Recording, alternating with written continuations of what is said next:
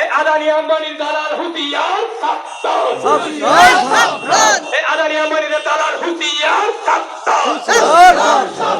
ওই খেটেখা মেহনতি মানুষের স্বার্থে আইএসএফের সংগ্রাম ইনকলাব জিন্দাবাদ। মজুর নৌজওয়ান জট বাঁধন তৈরি হোক, এই দাবিতে আইএসএফের সংগ্রাম